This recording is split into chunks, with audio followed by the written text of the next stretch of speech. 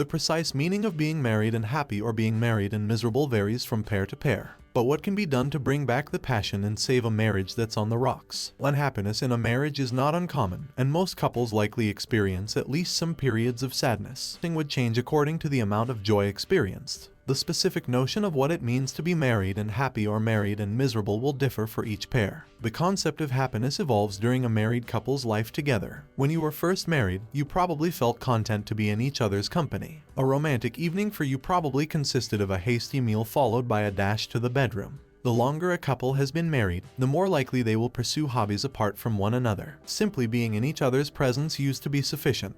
But as time and life experiences pass, it becomes more challenging to achieve a degree of contentment alone. You can't help but be preoccupied with things like your children, the next car payment, or the in-laws coming over for dinner. What can be done to rekindle the flame and bring happiness back into an unhappy marriage? 1. Always keep in mind the times together. If the two of you spend some time reflecting on how things used to be, you'll be able to keep in mind what it is you no longer have access to. Look at some of your old images to bring back memories of fun trips and intimate getaways. Compare how you felt back then to how you feel today, and explain why you think you've gotten into an unhappy marriage due to the difference. 2. Go out and get a little token that expresses your love for them. A costly present is not obligatory in this circumstance. It would be preferable if it were not. It is just as enjoyable to receive as offering a gift that surprises the recipient. You do not need to wait for an inevitable occurrence to occur. It is just a matter of demonstrating to your mate that you care for them. It's our way of expressing gratitude for you just being in the world. A message may have the same impact as a present and can go a long way toward resolving issues affecting a marriage. A few kind words are all that is required of your writing.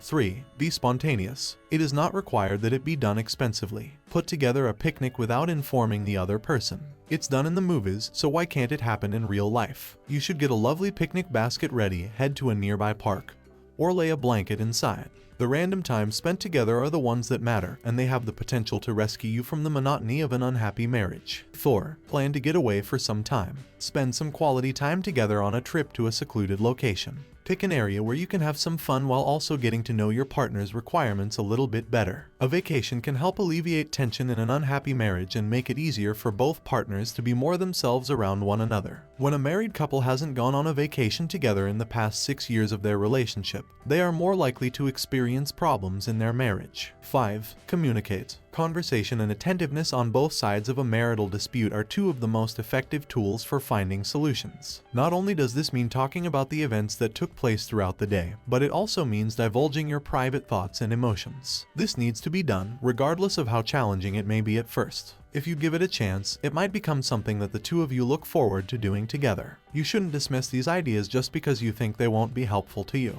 Give them a shot, and don't be afraid to get creative. It is doubtful they would make things any worse in your marriage than they already are. Watch as your husband or wife's eyes light up tomorrow morning when you greet them with an unexpected kiss in the morning.